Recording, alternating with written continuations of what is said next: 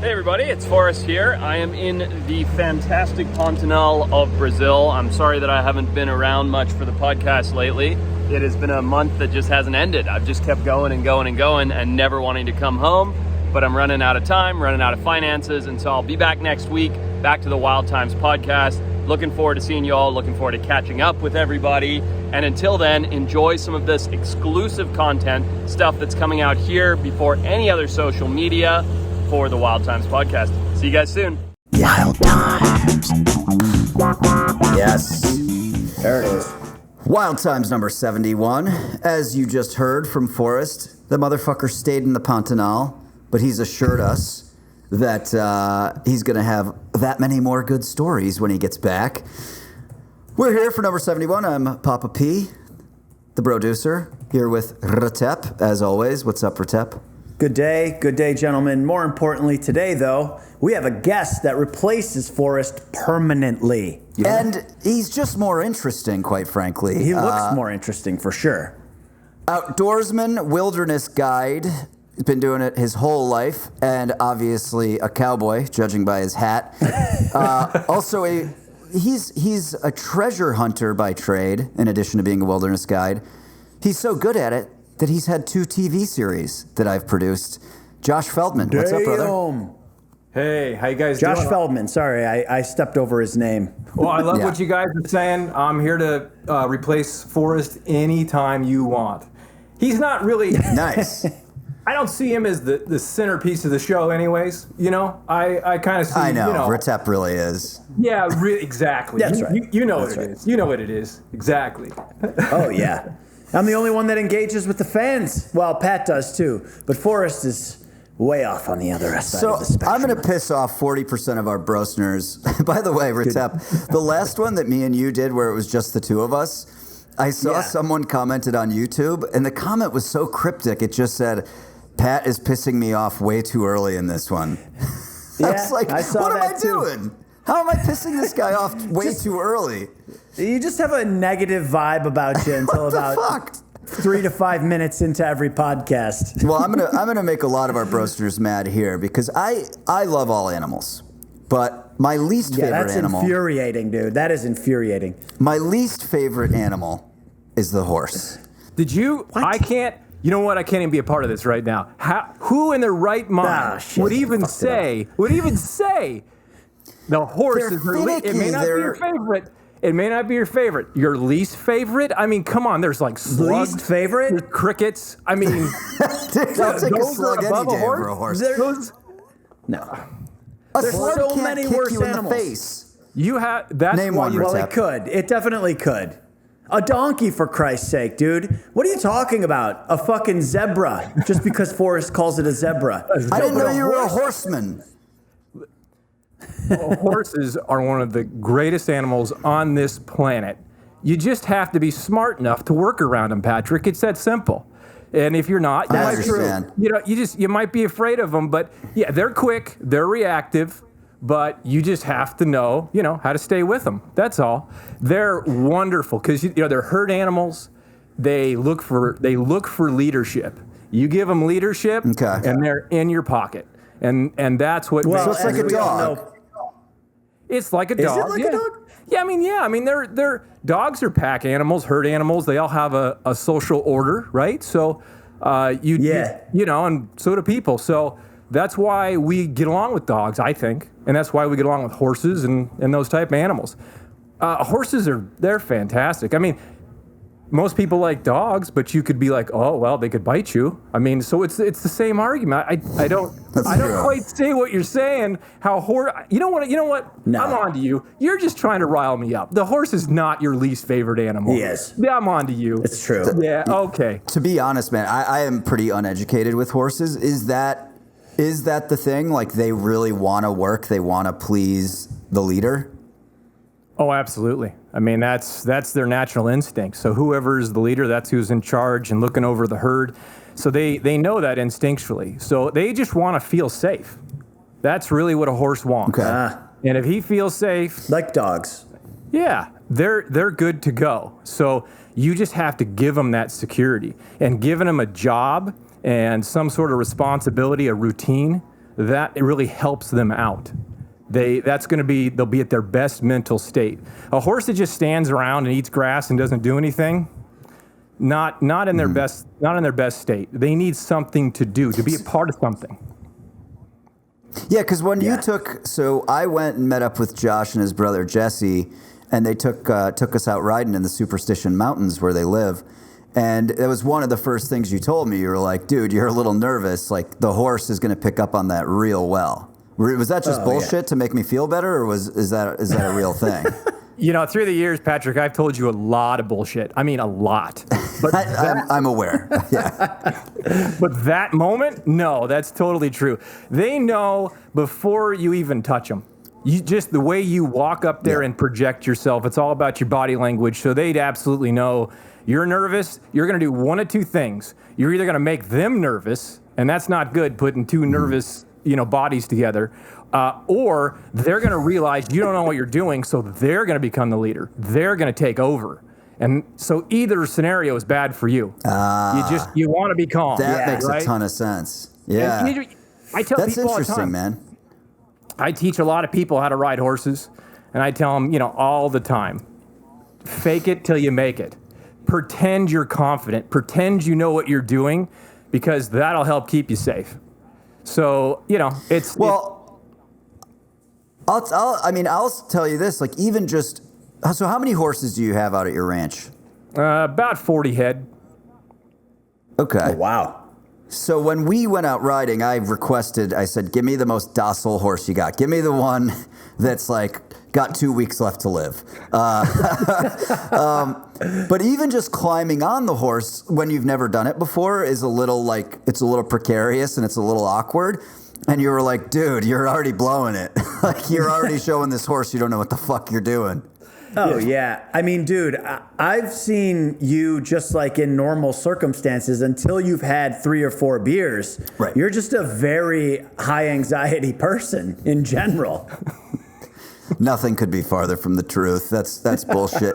Josh, I've seen these guys ride, him and his brother, man. They were doing some stunt riding for the last series we did together, which was called Lost Gold. And, we had the camera guy right up there, and they were like whipping by at full speed and doing some real crazy shit. Have you ever been bucked off a horse? You ever had one that you couldn't control? If a horse can do it, I've had it done to me. Yeah, I've been kicked, I've been drugged, Okay. I've been bit, I've been thrown, I've had horses fall on top of me. All of this. God. Now that I'm starting to think about it, maybe I don't like horses either. But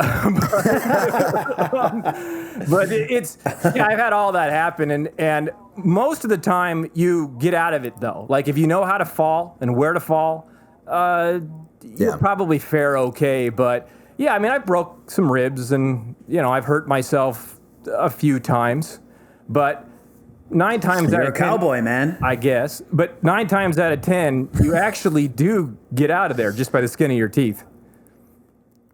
So, Dude, I mean, what? So I love the show Yellowstone with Kevin Costner. I don't know if you guys have watched it, but it's sort of this portrayal of modern ranching. It's a fucking great show. That's it. But That's how they're it always is. trying to. Yeah, they're always trying to like break a horse. They get a horse that's no one else can ride, and then the guy comes in and he calms it down, and everyone's like, "Wait, is that the same horse? Is that a real, like, have you ever had to do that? Like, try to break a wild horse or something that people couldn't ride?" Yeah, sure. I mean, I've done that throughout my entire life. It takes time. Okay. It's not like one of those things where you get on them and like it's a rodeo and you buck them out, and then if you stayed on top of them, the horse is now trained. It doesn't work like that.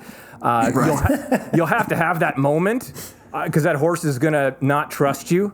And that's really what you're after. You're not trying to break the horse down. Sometimes there's a negative connotation on that. It's not what you're trying to do at all. You're really trying to gain that animal's trust and realize, hey, let's work together. But yeah, you could take a brutal beating while you're doing that. Some of them horses, they can be pretty rank. So if they don't want you on their back, I don't care how well you can ride or how big a cowboy you think you are, you're not going to stay. I mean, even in the rodeo, it isn't sit there for 20 minutes. It's 8 seconds.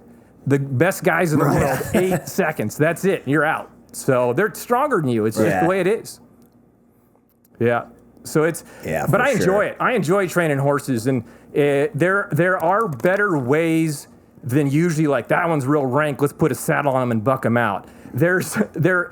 That might quicken the process a little bit, but I normally don't want to do that. What I try and do is I'll put saddles on them and that sort of thing, but not myself at first. Because if they buck and tear up the pack saddle or the riding saddle, I don't care. It ain't me. And then it's just step by step. We don't do it all at the same time.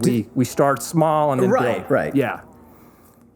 Yeah, just like you wouldn't with like a human, because they probably get overwhelmed and then they freak out. You said a lot of the things you were saying about the horses parallel not only dogs but humans. They like to have a purpose. They like to feel like they're accomplishing something, it sounds. So when they learn something, they're probably like, oh, happy, endorphins flooding through the brain, and they're like, I'm going to chill out for a minute, and this guy's helping me out, like helping me with my purpose in life. It's all about knowing how they think. And I mean, it's really like mental health, right? I mean, that's what it is. You have to understand what that animal needs in order to feel secure. And once you get that, you can then create a good relationship with them. And not every horse is the same. They all have different personalities. Some are more aggressive, some are more passive, and you're going to handle either of those type of personalities differently. You're not going to always do the exact same thing for each horse. Yeah. Retep, I was on a road trip through Arizona, and I texted Josh and his brother and was like, hey, I'm like not far from where you're at. You guys want to hang out? They're like, yeah, sure, come on over. I had one of the best days of my life. Let me run you through this day. So first we go, we ride horses up in the Superstition Mountains, which was pretty, once I got used to it and stopped being a little meager scaredy cat, I had a lot of fun. Then we shot a bunch of guns. Nice. And then we started drinking some beers, and they're like, hey, there's a mud bog tonight. I was like, I don't know what that is, but we obviously should go to this thing. We go to this mud bog, and Josh, why don't you describe what a mud bog is? What a mud bog is? Are you from LA? Mud bogs? Yes, we both are. You don't have mud bogs in LA? Mud bogs. No. Fuck no.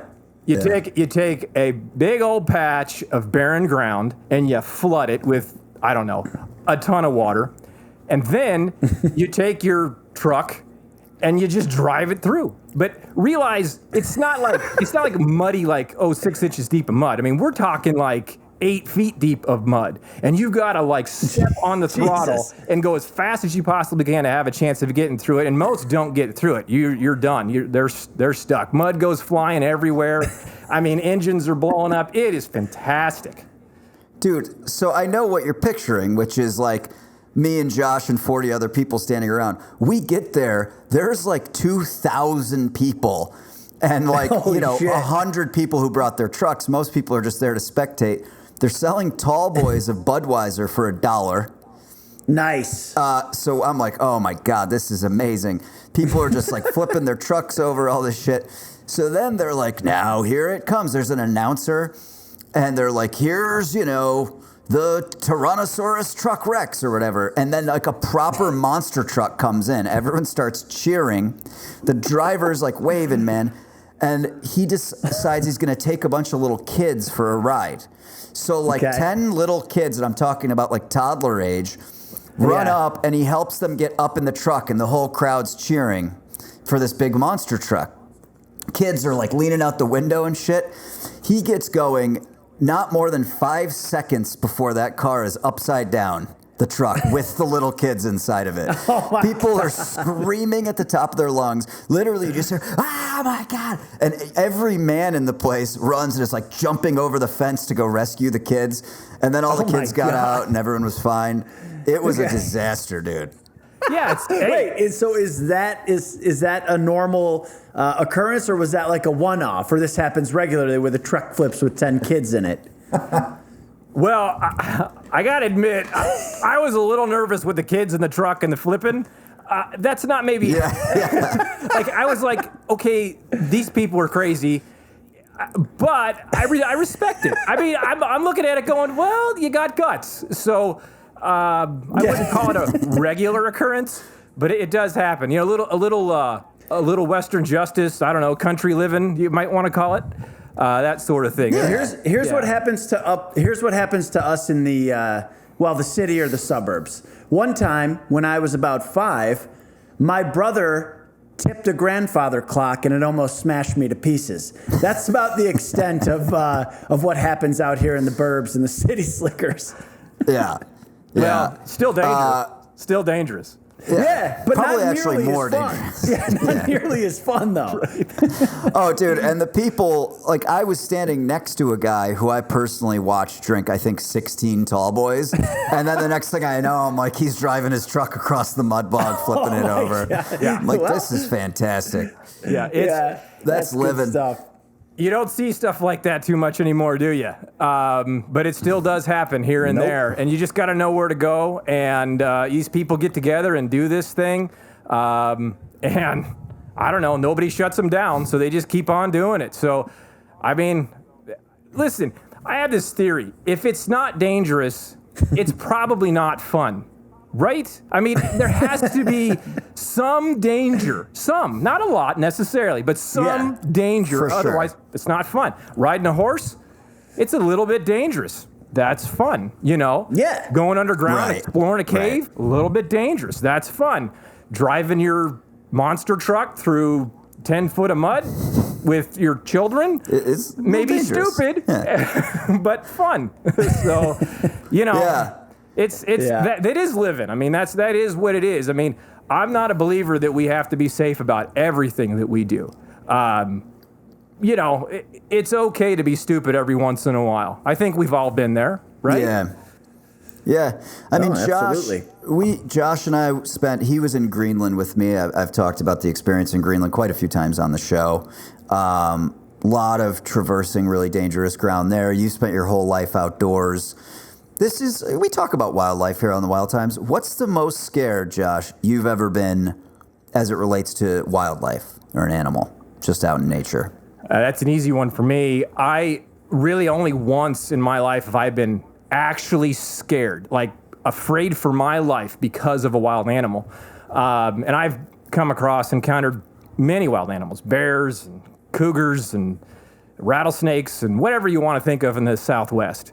But this one instance, I was in northern Arizona, near the Mogollon Rim, and I was exploring some caves, and they were actually ancient Indian ruins from the Mogollon people. So I was just taking a look, right? And I crawled up into this one cave, and you had to climb up the rock wall to get to it.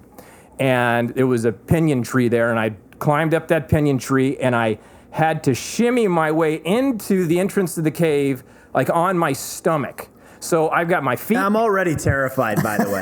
I'm already out. I haven't even this got point. to the good part yet. So I know, right? City slickers. I got my feet hanging out the entrance to the cave. I'm laying on my stomach, and I reach in my back pocket for my light. And as I'm reaching back, out of the shadows steps this mountain lion or cougar. And Oh my God. literally could have took my hand and reached out and pet this thing right on the nose. I, of course, did not. God. So I'm laying on my stomach in this animal's home. And the thing about mountain lions is if you encounter a mountain lion that won't leave you alone, you actually want to get kind of aggressive, throw rocks, yell, scream, don't run. Right? They don't like confrontation. They're ambush predators. So they will only really get you if they feel they have the advantage. Except for one scenario, when you corner them. And that's what I accidentally did. I had this thing cornered in its home, and I'm laying on the ground, and I'm telling you, I've never been more nervous in my life. I thought there was a good chance that I could get attacked. And what I did was... Wow. I knew, when you're in a dangerous situation, your brain speeds up, so everything slows down, but actually you're thinking really fast. So that's what was going on. And I thought to myself, I don't want to scramble. I don't want to run. I don't want to look like I'm prey, but I don't want to go any further forward and scare this thing anymore because it's just as terrified as I am. And my left arm was in front of me, and I slowly, kind of scooched myself back, and I remember looking up at this mountain lion, and the image is burnt in my brain. I can still see the light coming across its nose, the shine, the mirroring effect in its eyes, and then the light just like kind of glistening off of the hair in its ears. I mean, I could still remember that like it's a photo in front of me. And I slowly kind of came back, and I got down to the bottom of the little cliff area that I had to crawl up to. And that mountain lion, thank God, never made another step. And the only thing it actually did when I was in there, it didn't roar at me or growl or anything, but it did make a noise.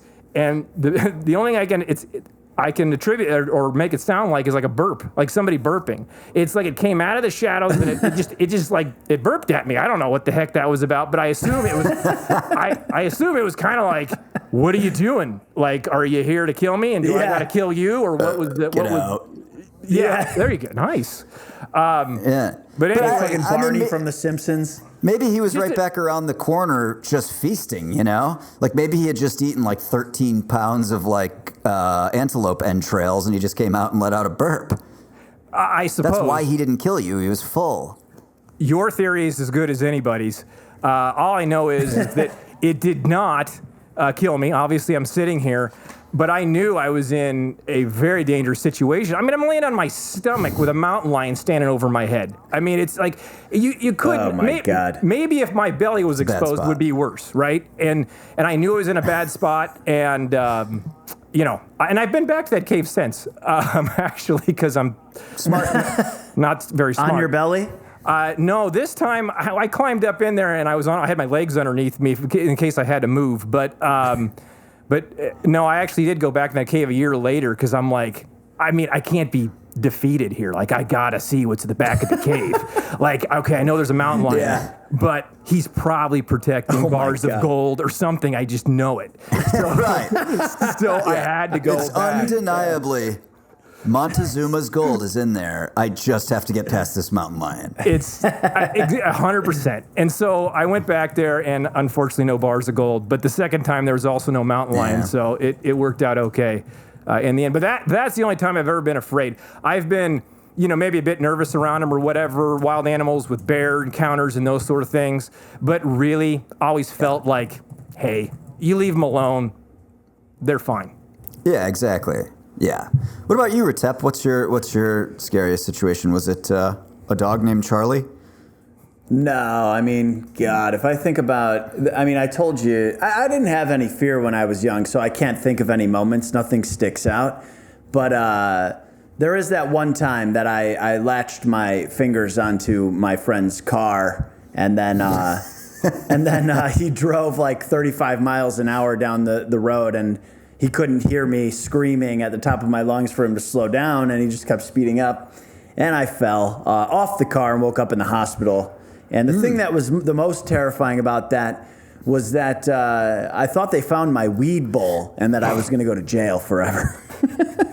Yeah, you're like, I might have broken something I'll never be the same, but I hope I don't get charged with weed possession. Yeah, there's no animal. I was crazy, dude. I used to build like zip lines in my backyard, like out of telephone cord.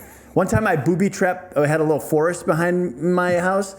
I booby-trapped it with swinging bricks and wood with nails in it that would like pop up and hit you. All kinds of stuff. Had you just watched Home Alone, possibly? No, this was all right here. I was kind of a loner, so I was just doing all kinds of stupid, dumb shit like that. Dude, Never scared, though.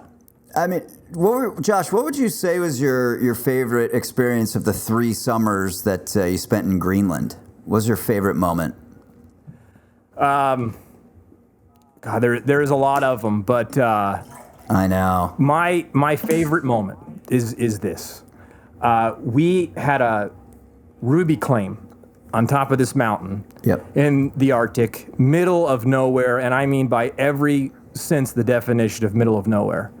And really the only way in and out was helicopter. And we had done our work up there, and just to describe the deposit a little bit, I mean, here is this complete virgin deposit, never been touched, and there is literally rubies peppered all over the surface of the rocks up there. I mean, it's like something you've never seen. Oh, wow. This is out of a movie. You just don't see that. You're walking around, stepping on rubies. So we were up there having a lot of fun with that. and taking assessments, taking samples. And then we went, and that's a great moment, but that's not my favorite. The favorite was when we left. We got in the helicopter, and we're in this Huey, and that's the main helicopter. They fly over there, and it takes off, and I've got headphones on. I'm the only one of the crew that has headphones, so I can listen to what the pilot and co-pilot are saying, and I hear the co-pilot tell the pilot, "We're too heavy." And I'm thinking, oh shit! I'm thinking, well, who do we have to push off of this thing? Like, what do you mean we're too heavy? How does that work? And this helicopter is trying to take off, and the wind is like keeping it down, and the darn helicopter starts drifting sideways on us. And there's this huge mountain cliff, not cliff, but mountainside there that we're drifting towards, and there's snow everywhere, all over the place. I mean, because the blades are just blowing snow everywhere. And all of us knew the helicopter did not have enough thrust to get through this. And we're sitting here going, what in the hell do we do? I have no idea. Right. And finally, he does get enough thrust. The wind probably changed, and we get out of this situation.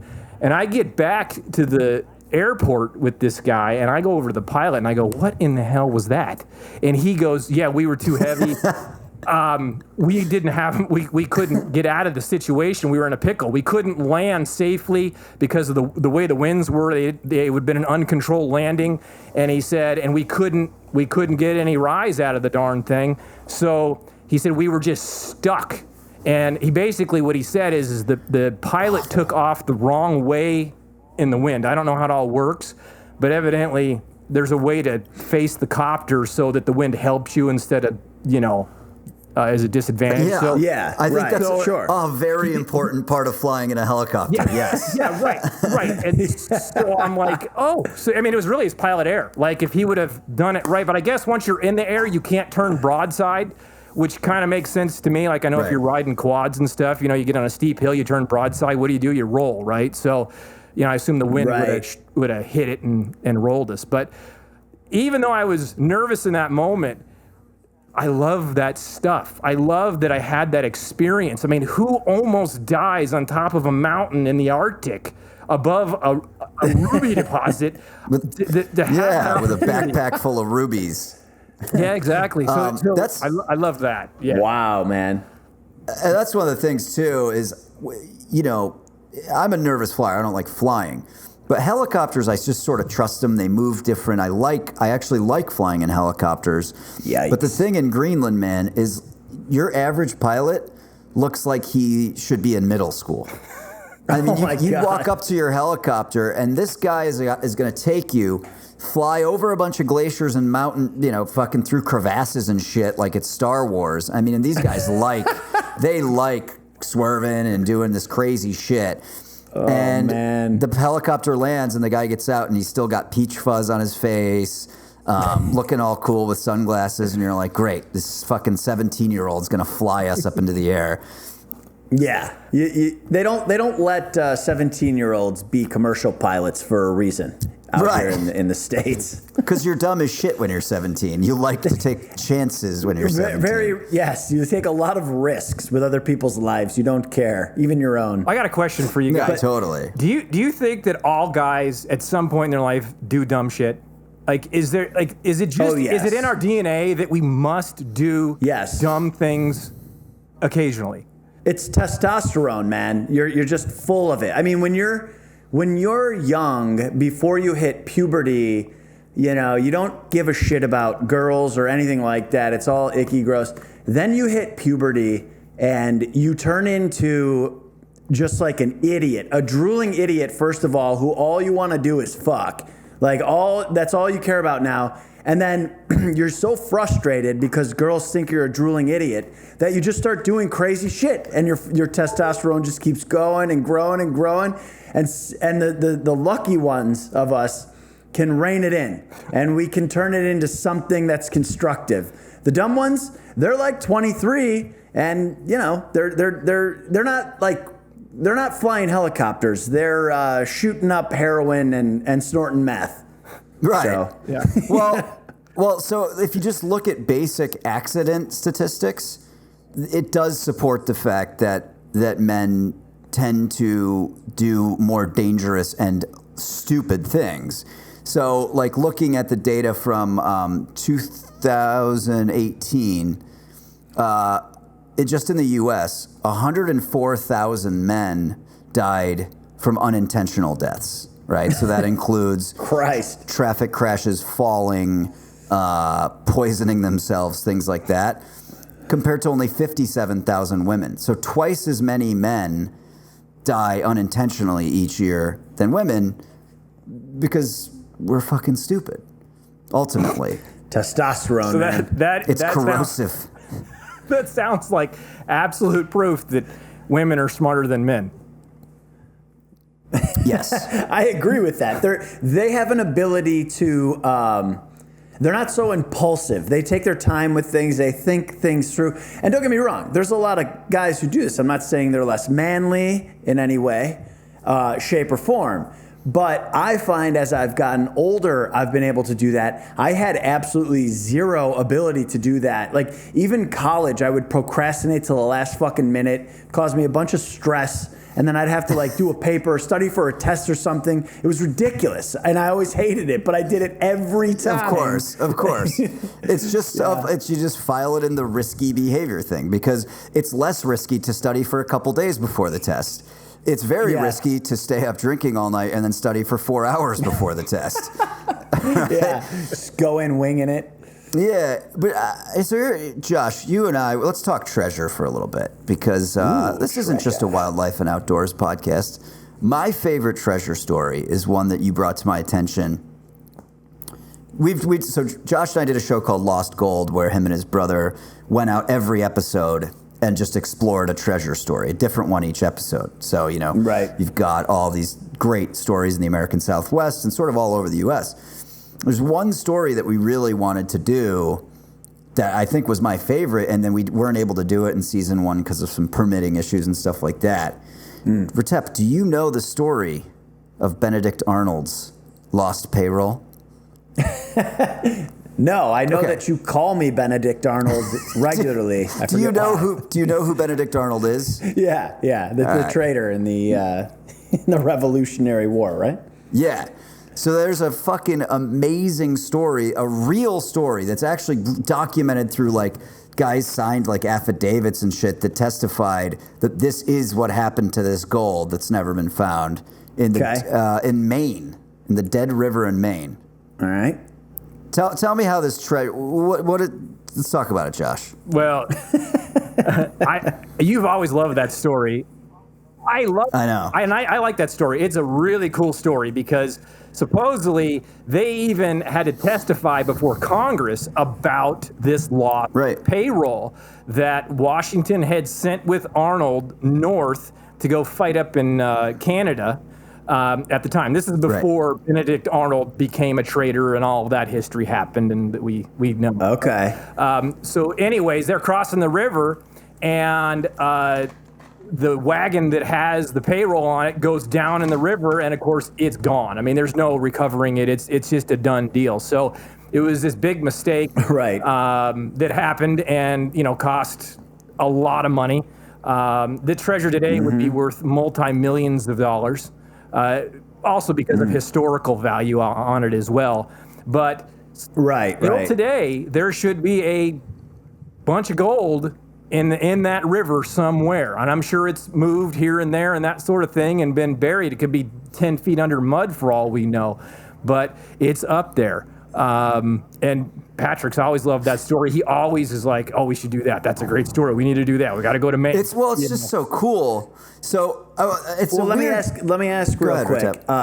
So you said you couldn't get this one produced because of permitting issues or what? It was like permit and budget and going all the way to Maine just to do it just like wasn't going to work out with our timetable for, a cable TV show, which we don't have millions of dollars an episode to do. Okay. So it wasn't like they're trying to actively keep people out from finding this or anything? No, I don't think so. Okay. But it's just one of those things that you'd never think about is the fact that of course not. A lot of lost gold stories and a lot of treasure stories are payrolls from wars because the battalions or whatever they're called would travel and they would bring the payroll with them, typically in the form of gold. So they would be going to fight, and there would just be somewhere in one of the wagons or on one of the horses a fucking giant literal treasure chest full of gold. And then in wars, people lose, people get killed. In this case, they're crossing a whitewater rapid, essentially, and dudes are flying down, horses are going down, and one of the ones that goes down is this literal chest full of gold on a wagon in this beautiful forest on the Dead River in Maine. Somewhere at the bottom of that is like $10 million present day worth of gold coin, I think. Is it coin or bars? Here? Yeah, let's go. It would be coin. It would most likely be coin. There's not. It's a lot of these stories. Unfortunately, there's always there's little blips about it here and there that you can find when you kind of read between the lines. It gets mentioned here or it gets mentioned there. But there's never a great detailed report of exactly what it was and exactly what happened. That history either just gets lost through time or it just never got wrote down. It's a wildlife podcast. I mean, Retep has a wolf in his house, a tiny wolf. He's barking at the Amazon man. But anyways, I mean, and I love any lost treasure story. I'm on it. I love it. And listen, they're not all real. A lot of them are nothing but pure legend. But I do believe that there is some truth in all of them. It doesn't mean that there is a ton of gold waiting for you at the end of every single story. But I love to research and find out what the truth was of each one of those stories. Where did it originate from? I mean, it exists for a reason. And I want to know why. But some of these stories, the gold is still out there. It still exists. This one with Benedict Arnold is probably one of them. There's enough documentation that shows that it most likely happened and where it happened, and nobody has proven to ever recover it. And there's a lot of other stories out there that are like that too. How do you get a bunch of gold coins that have been scattered over the course of 200 plus years from the bottom of a whitewater rapid? That's not an easy thing. We should figure it out. No, it's not easy. They gotta have the technology these days. You don't know how that water's going to react with that gold. I mean, there are some simple rules with gravity and the gold super heavy and how water reacts. We all understand that where water, a lot of times the heavy materials will fall to the inside of a curve of a river. The problem is we don't know exactly where Benedict Arnold crossed. Many times a certain river will get attributed that that's the one, and actually it wasn't. It was the river further north where that happened. That happens all of the time. So that's why these treasures become lost. And so, and then, God, with flooding and those sort of things, that gold's just going to keep going down, down, down, and it's going to get buried. It probably got scattered to a certain extent as well. I don't think that most likely you wouldn't, find the box and everything would be intact inside. You would probably find that'd be crazy. Some gold here, and maybe a mile down the river you might find some more gold. That just caught the water in a different way during some flooding. So. Yeah, it's. I love figuring out the mystery of it. I mean, that's the thing. I love a good mystery, and if I have an opportunity to possibly find a bunch of gold, if I solve that mystery, I'm in every single time. Dude, Retep, listen to this shit. Listening. So, we're in southern Arizona, okay? Josh and Jesse have had a TV show out. Where people are aware that they're treasure hunters, especially in the area where they live. Jesse's Josh's brother, yeah? Josh's, exactly, his older brother. Okay. A woman, her dad dies. Okay? Okay. She was aware that her dad didn't, and Josh, you can correct me if I'm wrong, or just go with it, that's probably better. But I'm pretty sure I have all the details. She was aware that her dad didn't really trust banks and had throughout his entire life all of his savings was in the form of gold, right? He didn't like inflation. He basically collected all this gold. Okay. She didn't know where he kept it. When he died, instead of telling her where it was, he left a treasure map. Oh my God. This is a true story. Yeah. She gets a hold of Josh and is like, if you can help me fucking decode this math to get my entire inheritance, I'll give you some of the gold. Yeah. Josh, you take it from there. I mean, it's actually a tragic story. Her parents both died in a car accident. So she lost her mom and her dad at the same time. And she knew that her dad had gold, and that's what he put his savings into. And right. And he told her, if anything ever happens to us, I have a map that I've created, and you can figure it out, and you'll find it. And that's it. He wouldn't tell her where it was. It's not a map that says with an X on it that says the treasure's here. Right. So unfortunately, the worst thing happens, and they both pass away in a tragic car accident. She spent a couple of weeks, didn't tell me anything about it, looking just by herself, her and her husband. Actually. Right. And so they couldn't. Was the map, it's not like a typical, like you would see with the X on it, but was it like some kind of a scavenger hunt or something? Sort of. So after a couple weeks that they were unsuccessful in finding this gold, they knew that, I have a knack for that sort of thing, and I at least enjoy it. So they came out to talk to me, and they said, can you please help? And they trusted me, that sort of thing. Yeah. So I'm like, well, show me the map, right? So here's what the map is. Yeah. It's a slip of paper that's not more than 3/4 of an inch wide and about 6 inches long. And so it was an Eckerd's receipt? Like a film strip? Right, yeah, right. And there's icons, cartoon icons on there. Oh my God. That's it. Yeah. That's it. There's not a trail.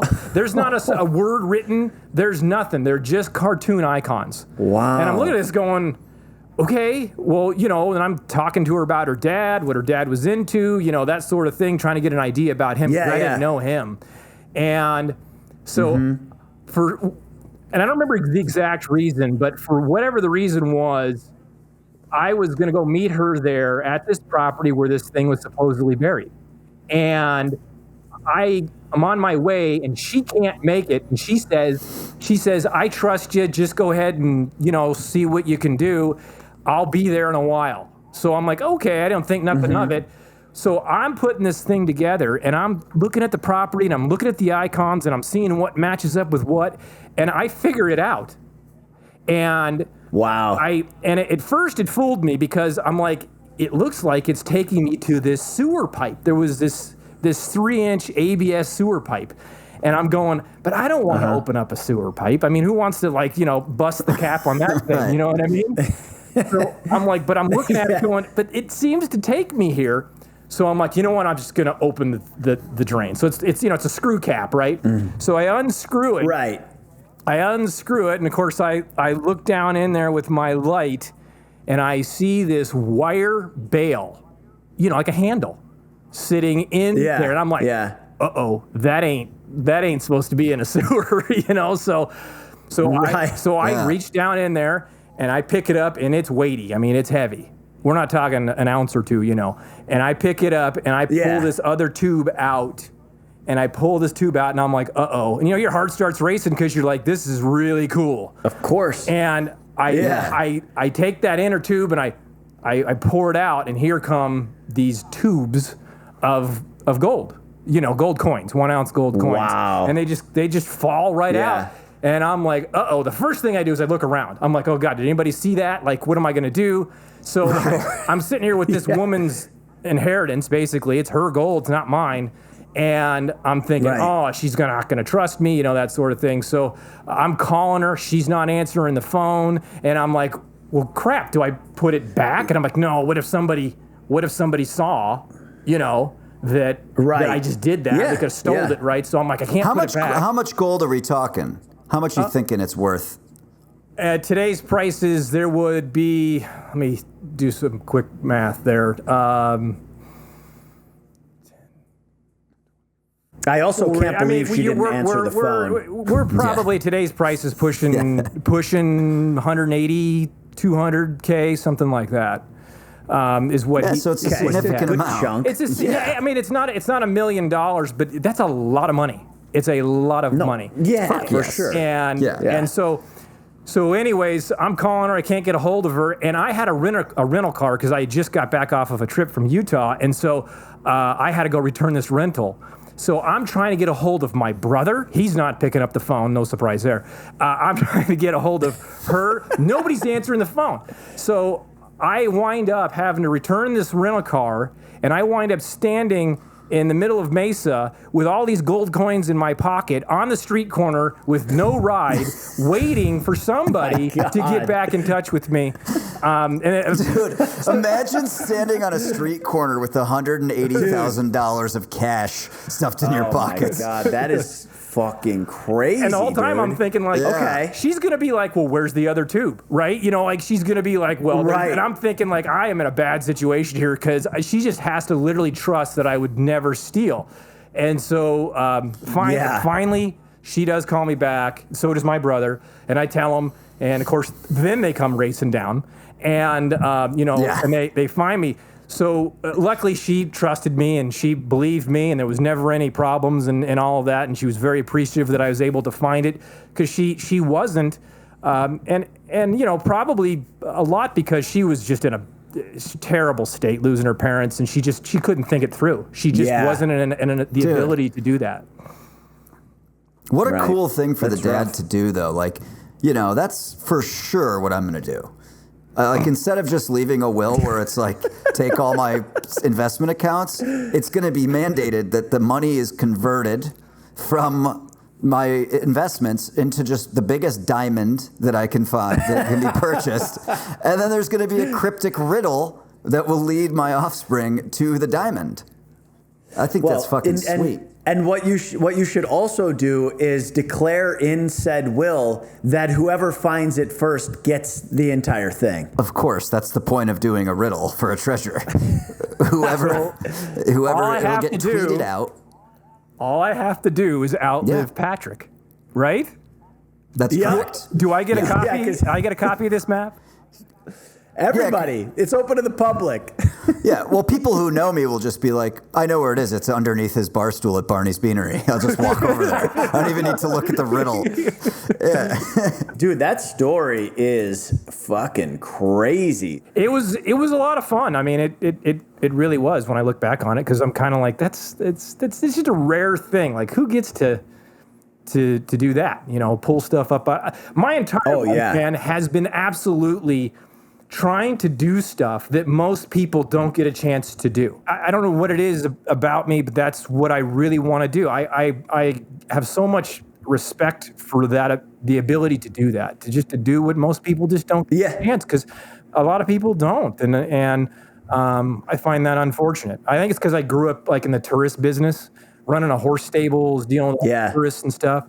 And so I was kind of, the business was all about doing stuff that people do on vacation, people do for fun, and I just wanted to continue that, right? Like do other things that are also fun to do, So treasure hunt, for sure. I mean, that and my dad is like a maniac treasure hunter, so I don't think I really had a choice either. Now that I'm thinking about it, he drugged me and my brother all over looking at lost treasure, and when I was a kid, I'm like, we're gonna be rich, we didn't exactly get rich, but we had a lot of fun adventures.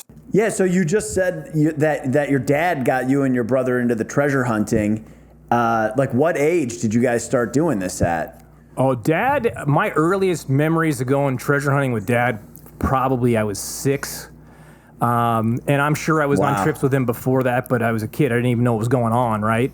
But at 6 is when I think I started to have like a consciousness of like, we're looking for gold, like that's awesome. Yeah. And so we went all over. I mean, we Colorado and mainly the Southwest, California, but I guess Arizona is really where it's at. My dad is an avid treasure hunter. His favorite story of all time is the Lost Dutchman gold mine, which is a story of a lost gold mine in the Superstition Mountains here in Arizona. Well, and also probably the most known lost treasure in America. There have been like 4 TV series of people looking for the Lost Dutchman. For sure. Did you guys do that on Lost Gold? No, because Josh knows where it is. What? Well, so I say.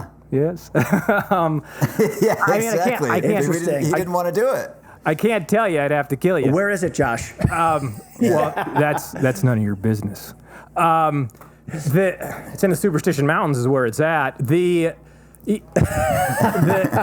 thing about like the Dutchman and a lot of lost gold mine stories is that the mines themselves, the legend made them become lost, but the reality of it was there was always people that knew where it was.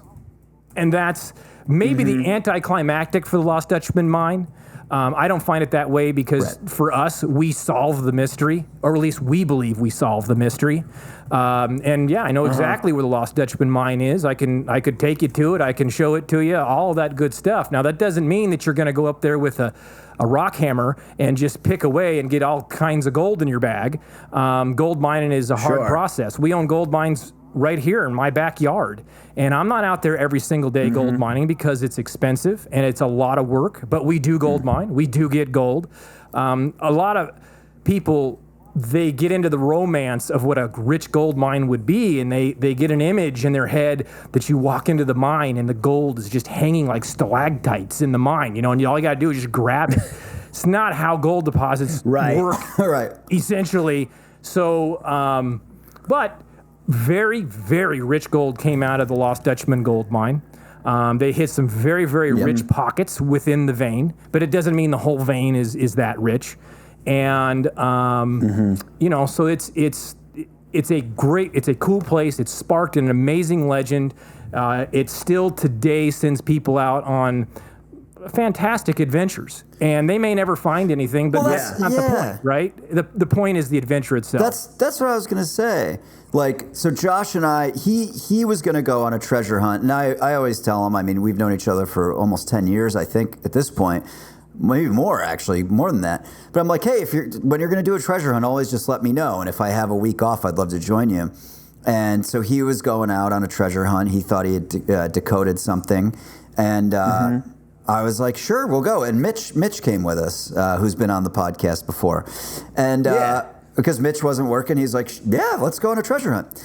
The thing about it that's so fun is you end up in beautiful nature. So I'm not going to talk about the treasure itself because we didn't find it, but we're in this place called the Valle Vidal, which I'd never heard of. It's in New Mexico, way up in the mountains. It is one of the most beautiful, untouched pieces of land I've ever seen anywhere in the world. I didn't even know it existed. We hiked around this place for 7 days. Elk, I mean, so many elk, you can't even believe it. There's just elk bugling in the morning and at sunset, elk everywhere. There was randomly one bison that we kept coming across, black bear. And we're just having this adventure out in nature surrounded by wildlife. We didn't find the treasure, but that's sort of, I feel like the tie-in between, having a treasure hunter on the Wild Times is like you just end up spending so much time outside, camping, surviving. It's fucking fantastic. And the solving of the riddle part is really fun. Yeah, it's like a little added piece to the. I go camping. I do that stuff, and of course I love it. Like I love being out there. My what I'm doing out there. I'm like, okay, I need to open up this can of beans. Where am I going to put this potato in foil? There's with the treasure. The treasure hunting. You have this whole other element, which is, kind of guiding you and distracting you from all the other minutia, which is the normal stuff that people who aren't like super outdoorsy are doing. And that sounds real fun, if I'm to be honest. I want to come on the next one, is what I'm saying. Yeah, let's do it. We'll film it. If I have exclusive content for the Patreon. If I have a good chance of finding the treasure, neither of you are invited. That's not true. That's fine. That's understood. I'm totally cool with that, by the way. Josh, can I talk about the obelisk that we found? Absolutely. Yes. Okay. Yes. So we're hiking all around. I mean, this is Valle Vidal is, I don't know exactly, but I would assume thousands of square miles of wilderness. I mean, it's massive. And so we're covering tons of ground, 10 miles a day easily, if not more, and rough terrain too. And we come into, we see like an old structure. This is definitely from the 1800s. What did you think that structure was, Josh? you're talking whether I'm The not sure. cabin-looking thing. Okay, yeah. It was an old town, old cabin, and it was probably from the early timbering days because they timbered that country up there. And so we come to this area, and I mean these cabins. I mean, there's nothing left of them. I mean, they're just logs stacked on top of each other. You could barely tell they were even cabins, for that matter.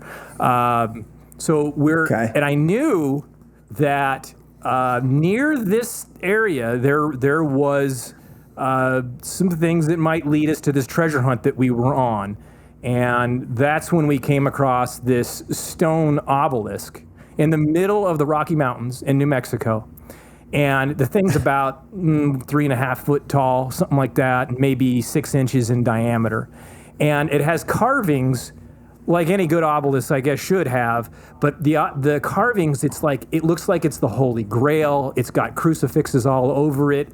It's got these stars and all these symbols that make no sense. I mean, here we are near a town, and a ghost town, that these symbols don't fit. These aren't symbols you would see in the American Southwest.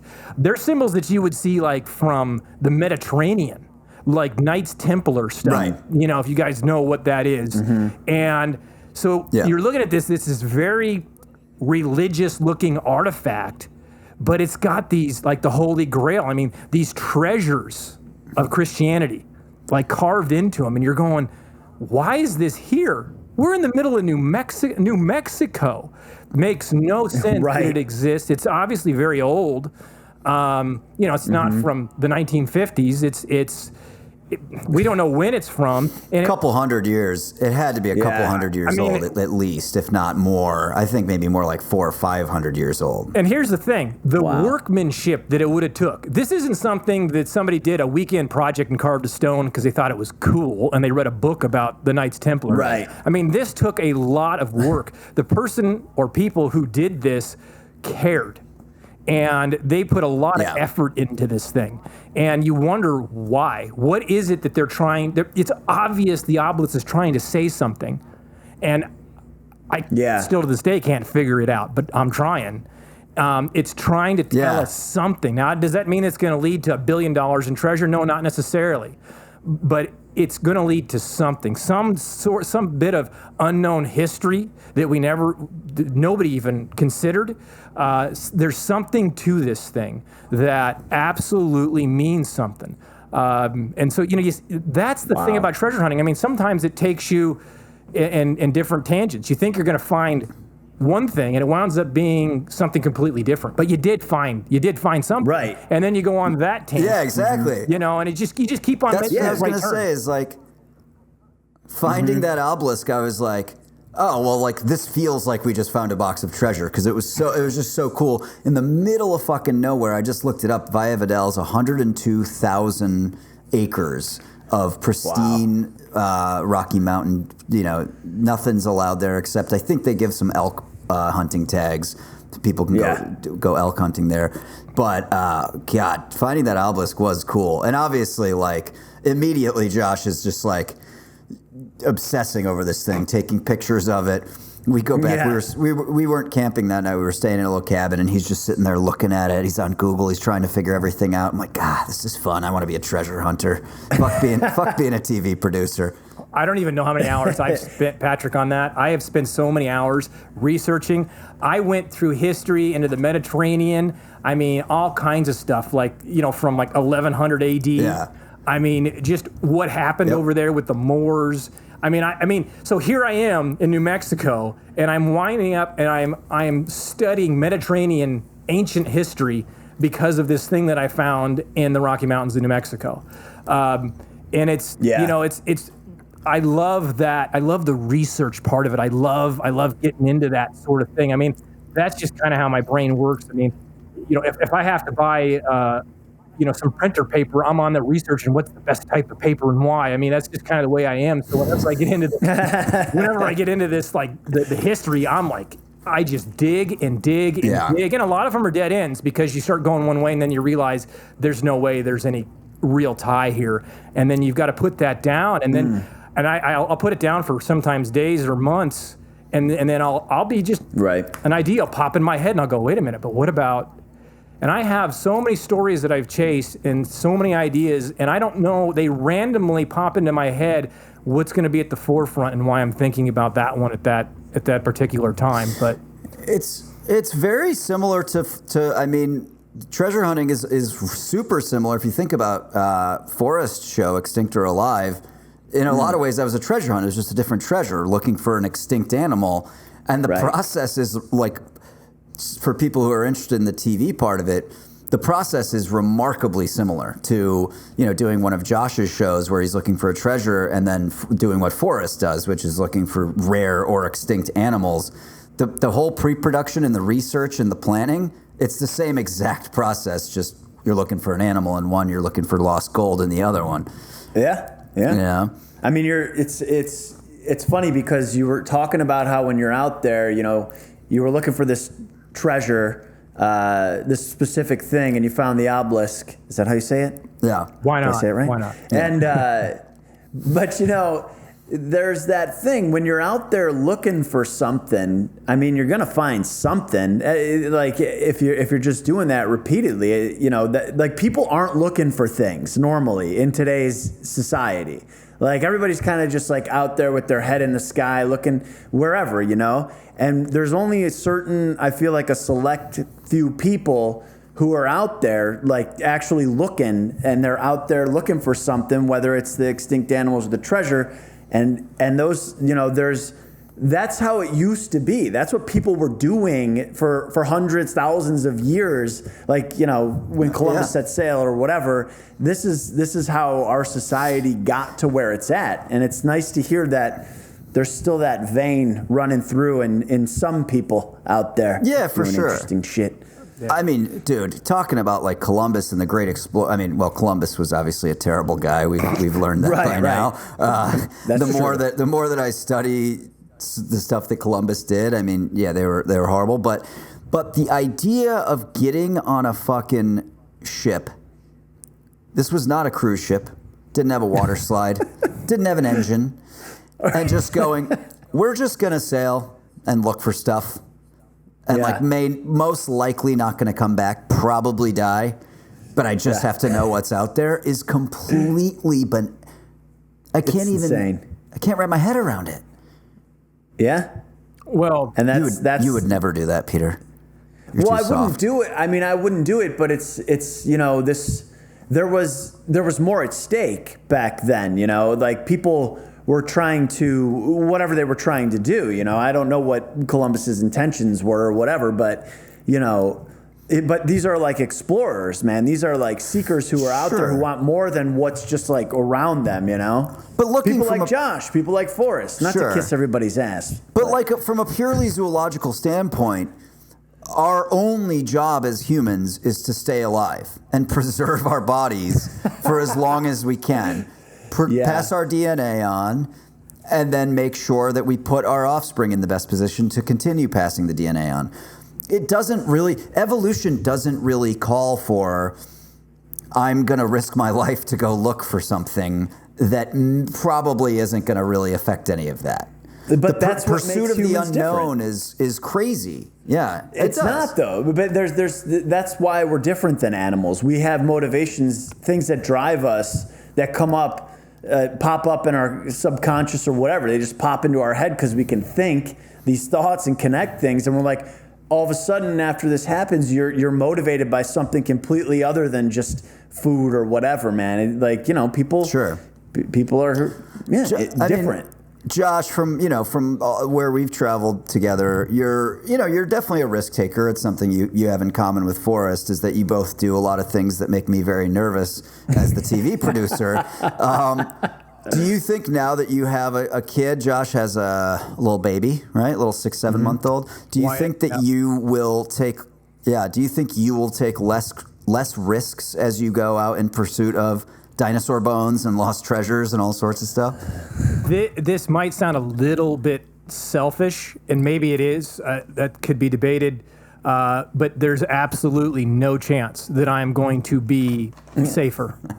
Not a chance. Right. I want my son to see that his father took risk. I think that's important in life.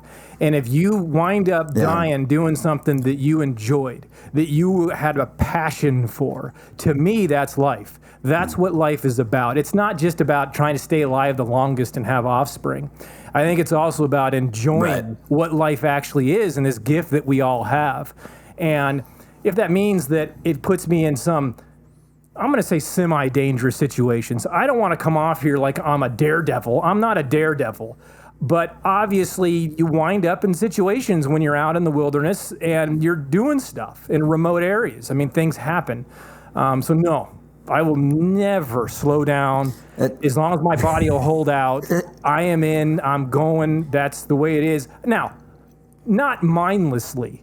Obviously, if I'm going to go rappelling or I'm going to go scuba diving or whatever it is that might have a bit of danger to it, I mean, I'm not just going to be an idiot about it. I know how to do those activities and how to do them as safe as possible. Yeah, right. But, you know, such as crossing parts of Greenland's ice sheet and refusing to wear your helmet because you needed to wear your cowboy hat. Yep. That's no, that's not needlessly dangerous, but sure. Well, maybe that'll be cut out of the equation with the kid in the picture now. Well, if I'm gonna die, I have to do it with my cowboy hat on. I mean, it's just the way it is. I'm sorry, it's got a little protection here. There's I've hit my head with my hat on. There's some It's strength. stiff. There's some structure to it, dude. Oh my God, so good. Speaking of needless risk, so Forrest, as you guys saw at the beginning, so he's been down in the Pantanal, and he was filming for his new series, but then he took more time than he told us he was going to basically explore the Pantanal. And he has sent us some fucking amazing videos. He had a crazy encounter with a jaguar that they saw on a rock face that had just killed a very large caiman. And this jaguar, I mean, beautiful big cat. It has a 6 foot long caiman, and it is climbing up these crumbling ass rocks with this caiman in its teeth. And I have a whole new respect for my cat, Lemley, after watching this. Oh, Retep's got the video here. Check this out, dude. And we are going to have a bunch more stuff from Forrest's trip to the Pantanal on both the YouTube and the Patreon. Check this thing out. So he's got this leopard, right? This is a leopard that that's a jaguar. Or a jaguar, sorry. Yeah. Look at that beautiful cat. Holy shit. Oh, my God. And this is a crocodile right? A caiman, which is a crocodilian, but, still very big. Yeah. Look at that thing. Dude, this is wild. He's climbing up this rock side here. So it seems like he just had killed this, and then he was taking a break. Yeah. It was like you, Retep, when you go to the drive-thru from Taco Bell, and then you sit on your couch, you take a little break before you eat it. Yes, that's right. Before I even get out of the parking lot.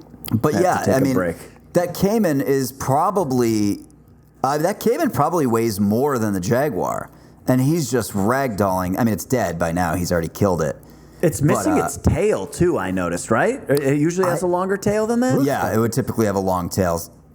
So I'm assuming it lost the tail in the fight. But look at that cat, man. Beautiful. Yeah, we have a whole bunch of other really cool videos that Forrest took that we'll be putting up on the Patreon and the YouTube.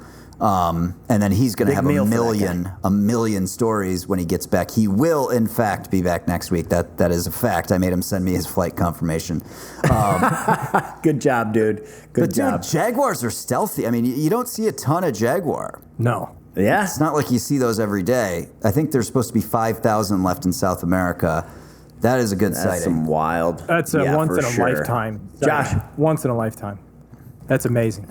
Not for Forrest though. He'll probably he's out there all the time. He's probably got like 30 videos of bullshit like that. No, because I texted it. He got reception for a minute, and I texted him and said, "Dude, how is it? Is it?" Because this was his bucket list trip. Was the Pantanal, which is this wetlands. I don't know if it's technically a jungle. I'm not sure what it is in Brazil. And I was like, "Dude, is it everything you thought it would be?" and he just sent me like 10 of the mind blown emojis and then sent that video. So I could tell he's pretty stoked about the Jaguar. He also sent a couple other videos. Dude, the amount of caiman is insane. Like he was out on the bank just taking a little bath at night. Because, if you're going to bathe, you should do it where there's a ton of anaconda and caiman. In a river, with deadly animals everywhere around you. But he shines his flashlight out, and you just see the eye shine of, all the caiman. No joke, there's a million. There's a million caiman just sitting there watching him. Josh, we have a thing on the podcast where we talk about Forrest, and we say that he has no amygdala, as in he has no fear response. So that's some of the craziest bullshit I've ever heard of. You've got a partial amygdala, but I think you're missing a portion of yours as well. It's you call it that. Yes. I call it just passion. That's it. With passion, you don't think with passion. You just do, right? So, I get it. I get what Forrest is doing. I would love to be there. I'd love to see. Wouldn't you love to see that in person? Unbelievable. Yeah. That is unbelievable what he's viewing down there. And I know we were talking about treasure hunting earlier, but I have had the opportunity to see stuff somewhat like that, right? And that's amazing when you're out there and you get to be able to see those sort of things. I haven't. Let me ask you this, Josh. So you've been treasure hunting for basically 30, 40 years, right? Since you were 6. So and he's not 46. Let's not make him 46. Come on, I said 30 40 years. Yeah, I said 30 or 40. Get out of here. I don't do Pat's math. But my question is this: what? And I'm kind of putting you on the spot. But what is has there ever been a moment that it's just something aside from the mountain lion, like a picture in your head where you discovered or you found or you accomplished something with the treasure hunting and it was just like the most memorable, best thing that you went through in all those 30 years?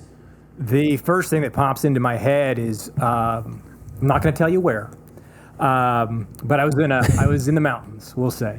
And I was at this site that was from the 1870s, probably a mining area, and I was doing a little bit of just digging around, checking things out, that sort of a thing, and up pops out of the ground this silver and gold crucifix, and it's about maybe 3 inches tall, so it's got size to it. And here's this beautiful silver and gold cross. And it just pops up out of the ground, kind of like an Indiana Jones thing where you're like, what is this? It's a perfect treasure, right? And so I dig this, I dig this thing up and it's got dirt all over it. I still have it to this day. And to this day, I have not wiped the dirt off. What stuck, I just left it alone because that's how I found it. And is it worth a ton of money in silver and gold? No, it's not. But to me, how I found it, the way in which I wasn't expecting to find something like that. And I love the connection to history is a big deal to me. And I love history, especially Old West history, the history of the American Southwest, and also pre-Anglo too. Ancient Indian stuff I love. Oh, interesting. And so, so here I have this piece, this connection. This meant something to somebody. You don't lose your jewelry, right? It was accidentally lost. Or maybe something traumatic happened. What also I found at that site was a ton of casings, so bullet casings. And that's weird. For that era, the 1870s, to just have a bunch of spent cartridges laying all over the ground and a lot of it was buried too. That's a really weird thing because you didn't waste ammo. Where I was in the middle of nowhere now.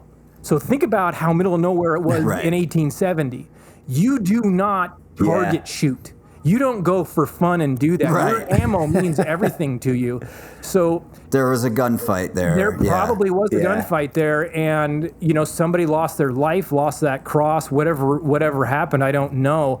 I feel like maybe I was Jeez. meant to find that. Maybe I was meant to at least have some sort of a consciousness that something important happened here. And I'll never know exactly what, I would assume.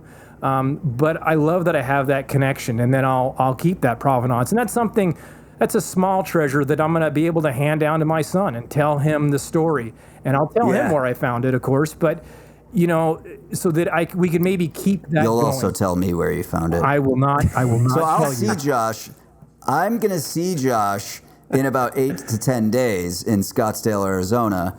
And we're gonna be doing a little drinking, and he is a loose-lipped fellow, and you get 3-4 drinks in him. So I will find out where it is. And you'll let all of the brosters know. They'll all be there the following week for a scavenger hunt. You know something? That's totally true. I get drinking. You boys better watch out. I will. You think You're gonna show up and be like. You're gonna be like, maybe a Corona. I'm gonna be like, nah. I already ordered you a margarita, mate. I know it's only 10 a.m., but let's get it going. I want some secrets. Well, dude, Josh, this has been really fun. Do you have any social media or anything for the brosners who are interested in following you, or no? Nope. Actually, I do not. I don't Classic. know. Any shows coming up or anything you want to promote? Well, you have to talk to the producer about anything like that. But yeah. So Josh was on for people that are interested. The show we did in Greenland was called Ice Cold Gold. It was 3 seasons, available on Discovery. I believe it's on Discovery Plus. It should be. Lost Gold is also a Discovery Plus show that we did. Only 1 season. Not our fault. It was on Travel Channel, and they changed to a paranormal network. And they wanted Josh to go explore haunted gold mines, and he said, nope, I'm not doing that. Don't need to be on TV that bad. Do you remember what I told you? We do have a new... I don't. I just remember you said no. Oh, I said the problem with a show like that is that I'm going to look like Scooby-Doo and my brother's going to look like Shaggy, and I'm just not interested. Yeah, that's right. I'm just not interested in doing Yeah, that. that's right. Yeah, but we do have a fucking image. We are just about to start pitching a new series around that is fucking bonkers. Nice. So I'm hoping Good. at some point on the podcast to announce that we sold the show. But it has potential to be, I think, the coolest thing we've done. So, anyway, let us know if you like Josh, you like hearing about treasure hunting. We'd love to have him back on. I'm going to find out where he found the cross. And Josh, congrats on recovering from COVID. I heard that was real shitty. It was not fun. I can attest that getting COVID is not easy. A lot of my friends and family got it like a year ago, and they sailed through it. It seems like the second round is brutal. At least it was for me and some other family members that got it at the same time I did. So, yeah, I was down like sick for 10 days. And then it was like another 10 days of you don't have any stamina. Like you go out and like you want to like weed your yard, and you do that for 5 minutes, and you're just like, I think I'm going to lay down. So it takes a while. It takes a while to recover. You're just kind of wimpy after COVID. So I feel for anybody that gets it. It is not great, and it's nothing to mess with for sure. But I'm alive. Well, glad you could come on, man. Yeah, I know. Make sure you're negative, because I'm excited to have some cocktails with you. Of course. Anyway, dude, thank you so much for doing it. For the brosners, we love you guys. We are going to post some of the stuff that Forrest sent us when he got service from his adventures in the Pantanal. We'll definitely post some more on the Patreon. He will, in fact, be back next week. Sorry about the false hope I gave you last week. But Forrest is an asshole, and he decided he needed to catch more snakes for an extra week. So that's how it goes. Ratep, take us out. Thank you, Josh, for joining us. I had a lot of fun. That was fucking super interesting. Check out Ice Cold Gold, Lost Gold on Discovery Plus. Check out the wildtimespodcast.com/info for all the links to this podcast, the audio, the visual on YouTube, the Patreon, the merch. It's all there. And the link to the Patreon specifically is patreon.com/wildtimespod. Brosters, we love you. Josh, I love you. And Pat, I really do love you today as well. Thank you. You're in a good mood. Yes. Love you too. Thank you, night, gentlemen. everyone. Thank you. Good night. Wild time. Yeah, you got to play the outro. That's the there outro. we go. This is nice. Yeah. 70s porn music, baby. Can't help but bob your head to this. It's great.